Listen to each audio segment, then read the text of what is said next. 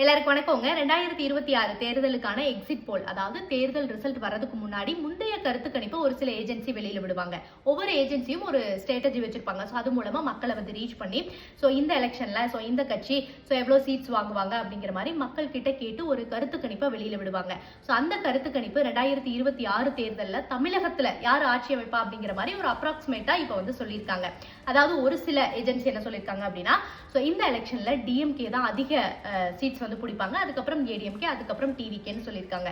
ஒரு சில ஏஜென்சி என்ன சொல்லியிருக்காங்க அப்படின்னா, ஏடிஎம்கே தான் அதிக சீட்ஸ் வந்து பிடிப்பாங்க, அப்புறம் டிஎம்கே, அப்புறம் டிவிகே அப்படின்னு சொல்லியிருக்காங்க. ஸோ ஒரு ஏஜென்சி மட்டும் டிவிகே தான் அதிக சீட்ஸை பிடிப்பாங்கன்னு சொல்லியிருக்காங்க. ஸோ ஒரு ஏஜென்சி வந்து இல்லைங்க, ஸோ எல்லாருமே வந்து ஒரு ஈவன் சீட்ஸ் வந்து ஒரு தொங்கு சட்டமன்றம் அமையறதுக்கான ஒரு வாய்ப்பு இருக்கு அப்படிங்கிறதையும் சொல்லியிருக்காங்க. ஏன் வந்து தமிழகத்தை பொறுத்த வரைக்கும் இவ்வளோ கருத்துக்கள் அப்படின்னு பார்த்தீங்கன்னா, எப்பவுமே தமிழகத்தை பொறுத்த வரைக்கும் இரண்டு முனை போட்டியாக தான் இருக்கும். ஒன்று ஏடிஎம்கே ஆட்சி அமைப்பாங்க, இல்லைன்னா டிஎம்கே ஆட்சி அமைப்பாங்க. ஆனா இந்த முறை டிவிகே வந்து ஒரு மேஜர் ரோல் இந்த எலெக்ஷன்ல பிளே பண்ணியிருக்காங்க. கண்டிப்பா எல்லாருக்கும் தெரியும், ஒரு 15 to 20% இந்த எலெக்ஷன்ல வந்து அவங்களுடைய ஓட் பெர்சன்டேஜ் இருக்கும் அப்படிங்கிறது எல்லாரும் கணிக்கக்கூடிய ஒரு விஷயங்க. அந்த ஒரு ஓட் பெர்சன்டேஜ் சீட்டா கன்வெர்ட் ஆகுமா அப்படின்னு கேட்டா ஒரு பெரிய கொஸ்டின் மார்க். அந்த ஒரு ஓட் இதுவரைக்கும் இருந்த ஏடிஎம்கே ஓட்டை பிரிக்குதா இல்ல டிஎம்கே ஓட்டை பிரிக்குதா அப்படிங்கிறதும் ஒரு பெரிய கொஸ்டின் மார்க்.